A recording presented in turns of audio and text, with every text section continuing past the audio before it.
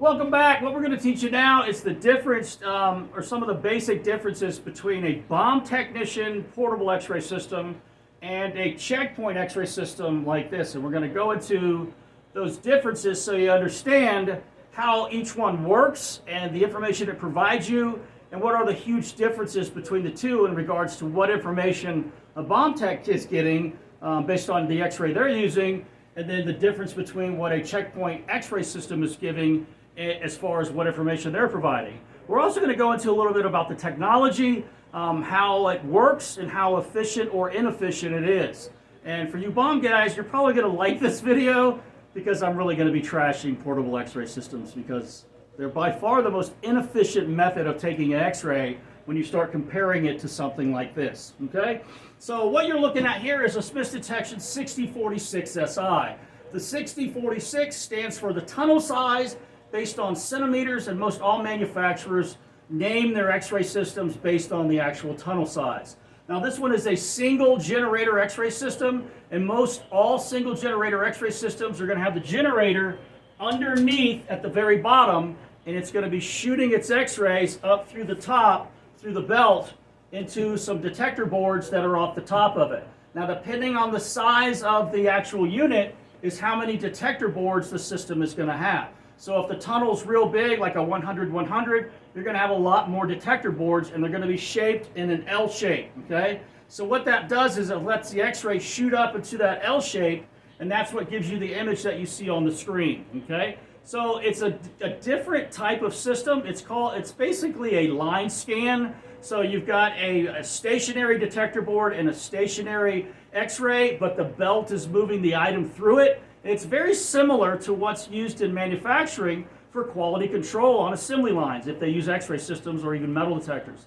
So this line scan is a very well-known technology. It's used in a lot of different industries, but with cabinet x-ray systems, it's kind of the staple in regards to cabinet x-ray systems, except for the CTs, and we'll talk about that a little bit later.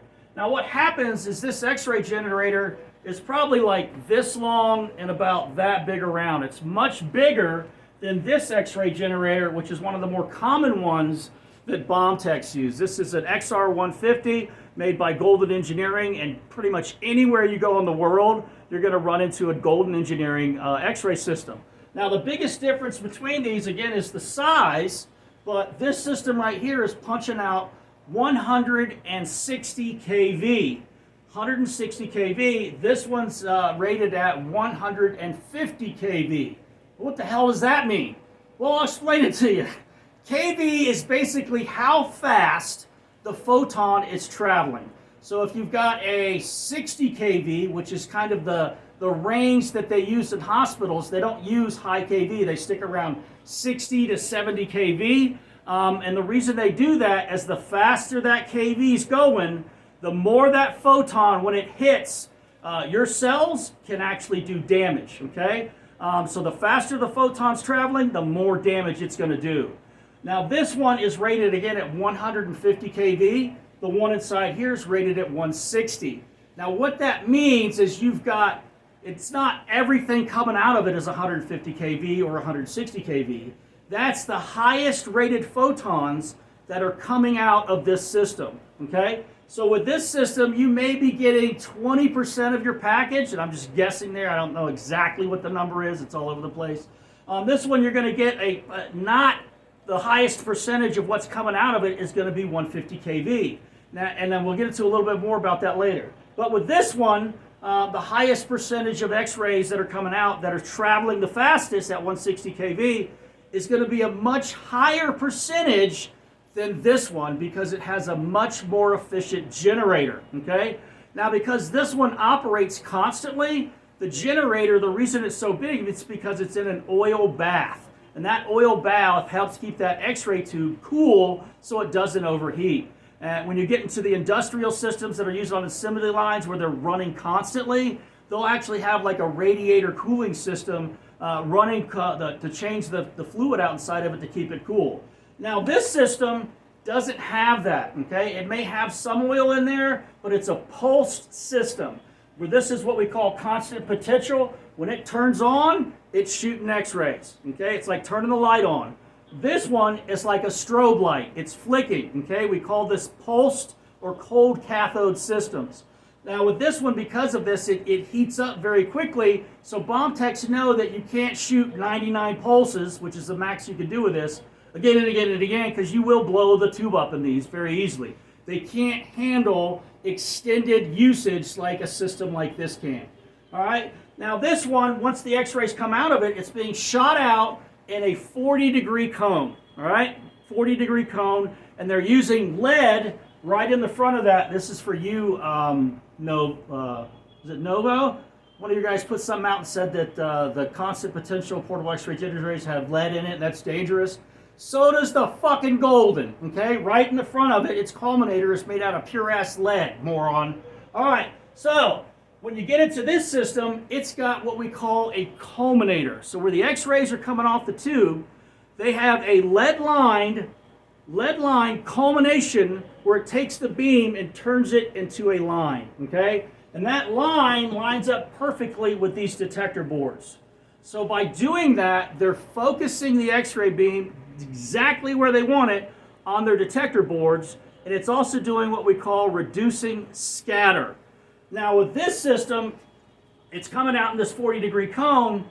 It's not really culmination like you would look at this, okay? So when you go to the hospital and you stand up there and they're taking the x-ray, the guy's moving the thing around and you see the light on you with the cross, what they're doing is you'll see they'll shrink it or enlarge it. What they're doing, and that's a culminator. Those are lead-lined shields inside there that are only letting the x-rays hit a specific part of your body. And the reason they're doing that is because your human body, when low kV x-rays like 60, 75 kV are coming at you, when they hit this organic material, they will freaking scatter. So if it's going this way and it hits something, it comes out this way. And then when it hits your detector, you're getting the image of something here way up here, and that's what scatter does. It actually makes your image more blurry or less quality image as far as line pairs per millimeter. So reducing scatter is huge in the medical industry in regards to using culmination of the beam. They also do it here to make sure they reduce the scatter to reduce any artifacts that could punch up on your screen. It drastically improves the image. Less scatter, better image. More scatter, shittier image. So with bomb techs, they'll shoot this on the ground, okay, with a 40-degree cone. A lot of that x-ray energy is going right into the freaking ground. And I don't know if it's concrete, dirt, whatever, all that shit's scattering all over the fucking place, okay? And when it comes to bomb techs, they really don't care. As long as they get an x-ray image and they can make out what it is, they're happy. They could have a much, oh my God, more efficient system. But when you look at the medical industry, you look at cabinet x-ray systems, you look at what the industry's doing for quality control, and then you look at bomb techs, they're like the retard with an x-ray machine. I'm not kidding. They are the dumbest motherfuckers in the room when it comes to x-ray and how efficient their systems actually work. Most incredibly inefficient system there is. And then all of the bomb technology as far as their detectors is either computed radiography or digital radiography. Now what's inside here as far as the detector boards are digital radiography boards, okay? They're individual boards. Now bomb techs will have a flat panel like you see at the hospitals, and that's literally where all their technology comes from, is from the hospital line. And the first one was old film. That's what I used back in the day, because I'm old as dirt. But then they got into what we call CR, computed radiography. This is a flexible plate that I can shoot the x-rays at, and I run it through a processor, and it gives me an x-ray image. I can use this again and again and again. And for those of you that are like, oh my God, he's got it out in the light, it's going to freak it out. It's not going to do anything to it, trust me. What hurts it is the amount of x-ray you shoot at it. The higher the kV you shoot at it, the less this thing is going to perform.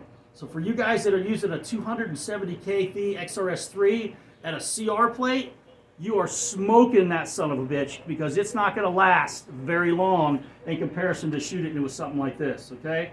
These things are not designed to handle freaking high kV, and the ones you're buying are not special, okay? They're plain old CR plates that's based on, what the technology is, and you shoot it with high kV, you're going to actually just tear these things up very quickly. All right, so again, this is the difference, but the thing that's going to happen is the detector boards inside here are not at the same quality of the detectors that, whether it's a CR or a DR, the bomb techs are using. So even though they're spraying X-ray all over the place with scatter and everything else, they're going to get a really good X-ray image when you compare it to something like this.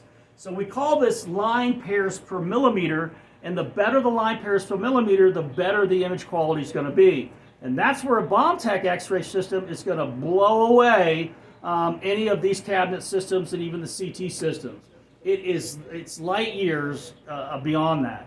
Now, there's a lot of issues that affect your line pairs per millimeter. Your focal spot size of your generator is a huge factor. So this one does have a very large focal spot size. So if Golden could ever fix that, they could drastically freaking increase the image quality on the detectors out there. So just because a detector panel says it can do 4 line pairs per millimeter, if you're shooting a Golden at it that's got, you know, the size, focal spot size it has, you're not going to get 4 line pairs per millimeter. So all you vendors that are trying to blow that smoke up people's ass, it don't work like that, okay? So your focal spot size and the resolution capability of the detector boards is what's going to determine the quality of your image. And that's the biggest difference between the image quality you're going to get with a portable and the image quality you're going to get with a cabinet X-ray system. So this is kind of a very generic level. I imagine some of you are thinking I got really nerdy on this, but trust me, I didn't. This is very generic level on the difference between a portable X-ray systems that bomb techs are going to use and your cabinet X-ray system. Way more efficient, way more efficient. It has a lot more image enhancements that allow you to learn more about what you're seeing, and bomb techs just typically work in what we call black and white or grayscale. They do have something called organic imaging. It's absolute crap. It's an attempt to try to do this, which is materials discrimination, and they're not even close, okay? This is the standard for materials discrimination, and if you've got a portable X-ray and you're a vendor and you say you can do materials discrimination, you can't. You need to stop because you're nowhere near this, okay? This is the standard on what people are taught, and bomb techs, you need to stick with grayscale until they get a much better, more efficient technology for you in regards to your portable X-ray. It's not hard to do. I mean, you just got to start asking for it, and you guys could have some like smoking images in comparison to this. Same thing here. Ask for better detector boards. You've already got a very good focal spot size on the generators inside these systems. It's very efficient. If they added better detector boards to this, you would have an incredibly much better image than what you have right now. This is shit as far as the quality of the image when you compare it to a bomb tech X-ray. So I hope this educated you some. This is more kind of a rant on my part because I get pissed off about the difference and you can make it better and they're not and all that kind of stuff. But if you learned something, that's good. If you didn't, oh well. Okay, I hope you enjoyed the video. Thanks, bye.